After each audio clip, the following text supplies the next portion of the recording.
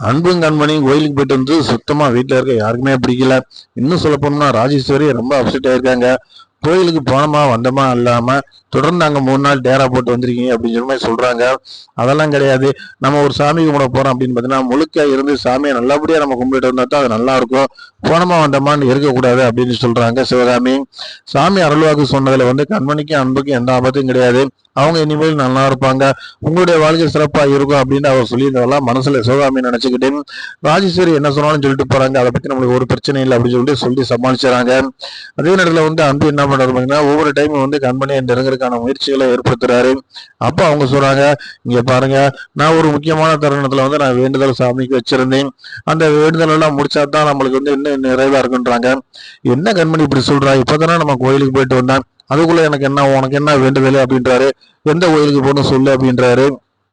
கோயிலுக்கெல்லாம் போக வேண்டிய அவசியமே இல்லைங்க, வீட்டுல இருந்து நம்ம பண்ணலாம் அப்படின்றாங்க. அப்படி என்ன சாமி கும்பிடு அப்படின்னு கேட்கிறாரு. இல்லைங்க, நான் விரதம் இருக்கணும்னு சொல்லிட்டு திங்கட்கிழமை ஒரு விரதம் இருக்காங்க, அடுத்து செவ்வாய்க்கிழமை அதே மாதிரி இருக்காங்க. இப்படி கண்டினியூவா ஒவ்வொரு நாளும் இருக்கிறத பார்த்துட்டு அன்பு ரொம்ப அப்செட் ஆகிறாரு. என்னம்மா நீ இப்படி சொல்ற, ஒவ்வொரு நாளும் ஒரு விரதம் இருந்தேன்னா நாம எப்படி சந்தோஷமா இருக்கிறது, நம்மளுக்கு எப்படி குழந்தை பிறக்கும் அப்படின்னு நம்ம எல்லாம் சொல்றாரு. வேண்டுதல் எல்லாம் நல்லபடியா முடியட்டும், அதுக்கப்புறம் நம்ம சந்தோஷமா இருப்போம் அப்படின்ற மாதிரி சொல்றாங்க கண்மணி. இந்த மாதிரி டைம்ல அவங்களுக்கு ஒரு ஷாக் கிடைக்குது. கரப்பாம்பூச்சியை பார்த்துட்டு அன்பு பயந்து போய் கண்மணியை ஹக் பண்ணிக்கிறாங்க. ஸோ அதுக்கப்புறம் கண்மணினால ஒண்ணுமே பண்ண முடியல. இவர் இந்த அளவுக்கு நம்ம நெருங்கி இருக்கும்போது நம்ம என்ன மறுப்பு சொல்ல முடியும் அப்படின்னு சொல்லிட்டு அவங்களும் அப்செட் பண்ணிக்கிறாங்க.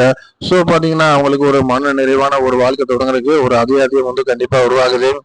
அதே நேரத்துல இளமதியும் நம்ம பரமனும் சந்தோஷமா இருக்கணும், அவங்க காதலை வெளிப்படுத்தி நல்ல முயற்சிகளை நல்ல சந்தோஷமா இருக்கணும் அப்படிங்கிற மாதிரி நினைக்கிறாங்க.